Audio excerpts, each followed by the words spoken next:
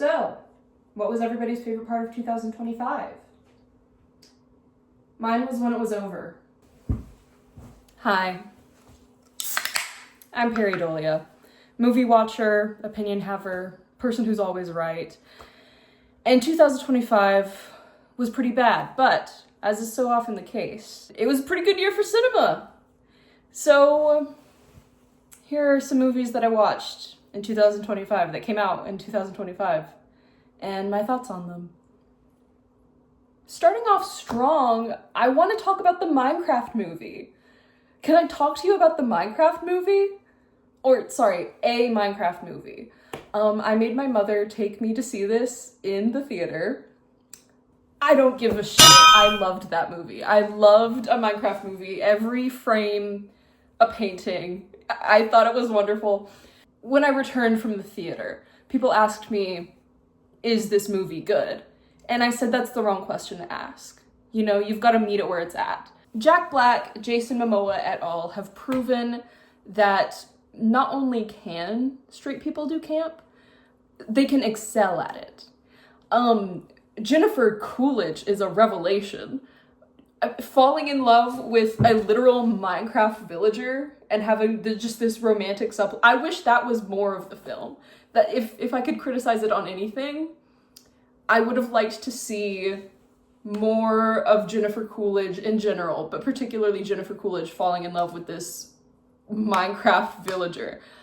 I think that they put her in the film for all of the homosexual video game players out in the world.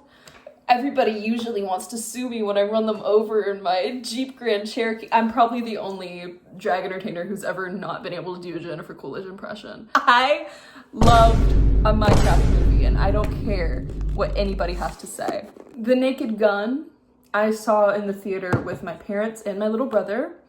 My little brother was on his phone for much of it. He was playing some kind of fortress building game on there. Now, meanwhile, I'm watching the movie, and I had a great time. I had a wonderful time with The Naked Gun. Liam Neeson, who would have thought that you could just commit to the bit like this? And not to mention, Pamela Anderson. I apologize, Pamela Anderson. I was not familiar with your game. Like, she's gorgeous, she's beautiful, she's committed to the bit, honey. And I will tell you something else about this movie. Best cinematic use of Fergalicious I've ever seen. I laughed uproariously. I'm sure many of the other theater goers were quite annoyed at me. This is a great film. I loved The Naked Gun 2025. I need to talk about Guillermo del Toro's Frankenstein now.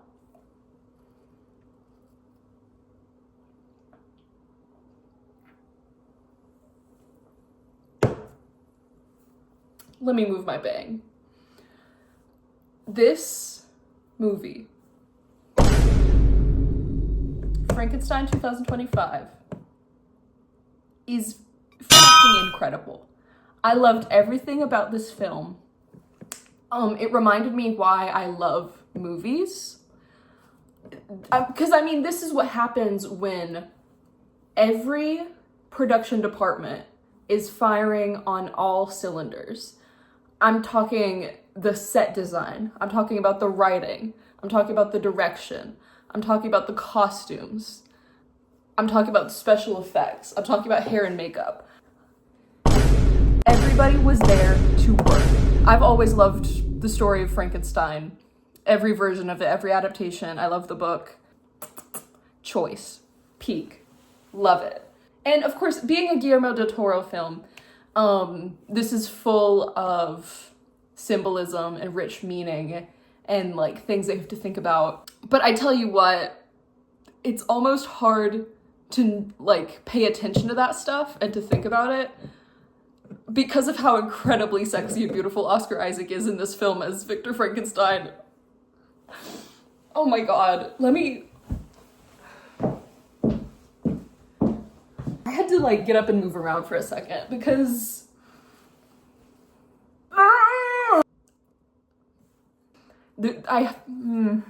oh my god. I'm like thinking about it and I'm getting upset. He's so hot. He's so hot. That's coming from me. I need him biblically. You know, I'm one of those annoying people that likes to write a funny one-liner on their Letterboxd reviews. And I believe my Letterboxd review for Frankenstein was 5 stars, heart, I need to get him pregnant. And I was talking about Oscar Isaac as Victor Frankenstein. I see Victor Frankenstein as like not a good person and kind of a little bit as far as mad scientists go. He's pretty evil in this. And he does a lot of nasty stuff in the Guillermo del Toro Frankenstein. But I almost didn't notice because I was just staring into those big, beautiful brown eyes. And I will tell you one other thing. Oscar Isaac's bush is in this movie.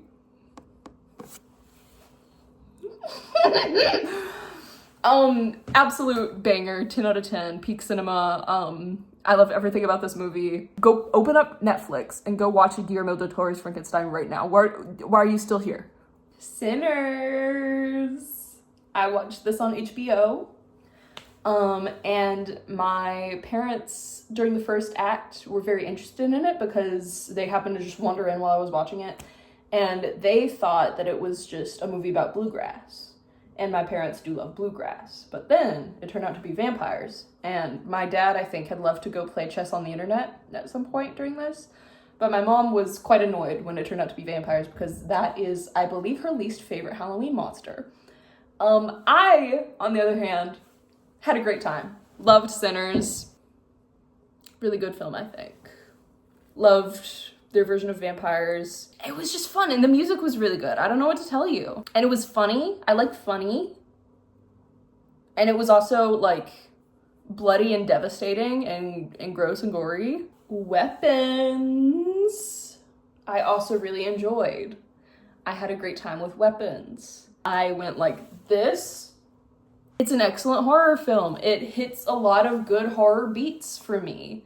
Like, what if you were a kid and your parents weren't acting like themselves or suddenly were no longer themselves? Whenever that's in a horror movie, ooh,